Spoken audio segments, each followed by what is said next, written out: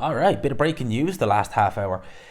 It has been confirmed, or it has been reported by Mike Coppinger from the Ring magazine, that Dmitry Bivol has informed the WBC he is vacating his light heavyweight world title ahead of tomorrow's scheduled purse bid for his ordered fight with David Benavidez, as Dmitry Bivol plans to proceed with a trilogy fight with Artur Beterbiev, according to a letter obtained by the Ring magazine. A lot of people are saying that the Artur Beterbiev fight will be taking place in October of this year, so a trilogy fight in a year, if you think about it, October, February, October again. What's my thoughts on this?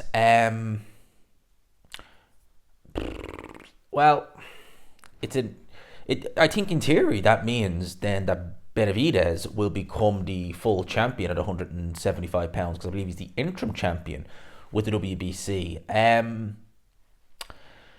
Yeah, it's an interesting one. So I would have loved to have seen Dmitry Bivol versus Dave Benavidez. I would have, because look, don't get me wrong, a trilogy fight with Beterbiev is still brilliant. I mean, the first fight was brilliant. I thought it was epic. The second fight was even better. It's not too often we get a sequel. That normally, if the first fight is good, the sequel will tend to be just as good. Maybe not as good. No, that was better. The sequel was absolutely phenomenal. I really enjoyed it. So, and they're one apiece, so it does make sense to do the trilogy fight. It really does, to settle this score. Two fights could have gone either way. Out of 24 rounds, you could easily make a case that one guy has won maybe 12, 13 rounds. The other guy has won 12. You know what I mean? Like it's that close. But I would have liked to have seen the Benavidez fight. And the one thing I will say, right, is the WBC, yes, they're ordering their mandatory and Dave Benavidez, and I get that. And I would like to see Dave Benavidez get his crack at Dmitry Bivol. I would have loved to have seen him get a crack at Beterbiev too, either or. But one of the issues I have with the WBC doing this, not necessarily doing this, right, is because obviously you've got to call your mandatory, so that's perfectly fine. I don't have an issue with that. But Benavidez was mandatory for Canelo for how long? And they never called that mandatory. When Tyson Fury defeated Dylan White, oh Lord, they were looking to order a mandatory. I think they were looking for Wilder to fight Ruiz or someone like that. There was talk about that.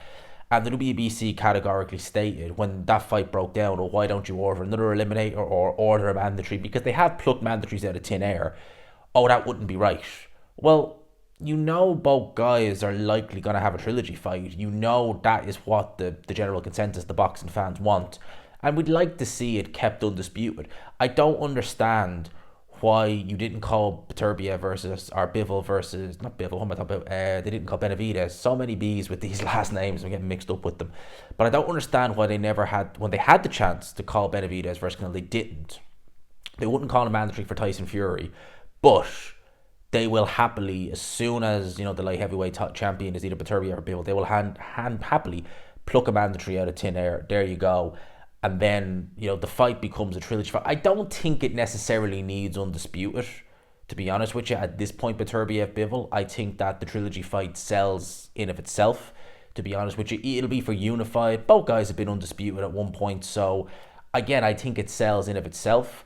But, you would have liked to have seen it. At the same time, I would have absolutely loved to have seen Dmitry Bivol versus Dave Benavidez as well, because I just think that style of Benavidez, he's a lot cuter in terms of defense than people give him credit for. We saw that in the Dave Morrell fight. So, yeah, to me, I would have liked to have seen Dave Benavidez versus Dmitry Bivol. So I am a bit sad Dmitry Bivol is vacating this title. Does this constitute as a duck? Some would say, yeah, because at the end of the day, and has legs to stand on at the end of the day. And I'm one of Dmitry Bivol's biggest fans. I love watching Dmitry Bivol. I picked him to be Beterbiev in the rematch. I thought he won the fight. I really did. And I thought he was brilliant in the rematch. And outside the ring, I quite like Dmitry Bivol. He seems like a really, really good character. He seems a really good, down-to-earth, genuine type of person. So a lot of time, massive amount of time for Dmitry Bivol. I really do. So for me, I look at this and I say, well, yeah, you could argue that it certainly is. It's his mandatory at the end of the day. He's choosing to vacate and give up that belt, which will now go to Dave Benavidez as interim champion, rather than go ahead with his mandatory fight. However, you make the argument that financially it makes a lot more sense, and it does, to be honest with you, to fight Artur Beterbiev again. And some would argue it's a more dangerous fight because we know Beterbiev is still, even at 40, very, very, very useful fighter. Very useful. And some argue that he won the rematch. I don't, but some do. I still look at that Benavidez fight and think, oh god, that could have been epic. Just the styles gelling, I think that would have been epic. And that would have been a really, really good fight. So we no longer will have an undisputed light heavyweight champion, and Artur Beterbiev versus Dmitry Bivol 3 will not be for undisputed. It will just be for the unified titles. So, that is what that is. I would imagine that the winner will look to unify immediately, because I think the winner of this, unless we get a draw, I think the winner of this moves on. I think both guys move on. And I think they look to unify with David Benavidez at the first attempt. So the light heavyweight division, it's ramping up, it's getting stacked. Could we see Benavidez? Because there was a little bit of talk. Could we see could he maybe give Callum Smith a voluntary defence? Because Callum Smith, I believe, is WBO mandatory. Instead of him having to wait, could he look to go down and, fight the WBC? Who knows?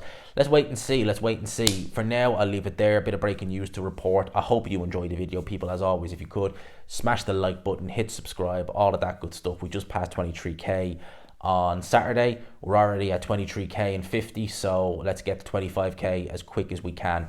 Less than 2,000 away. I hope you enjoyed the video, people. Smash the like button if you could. All that good stuff. Peace.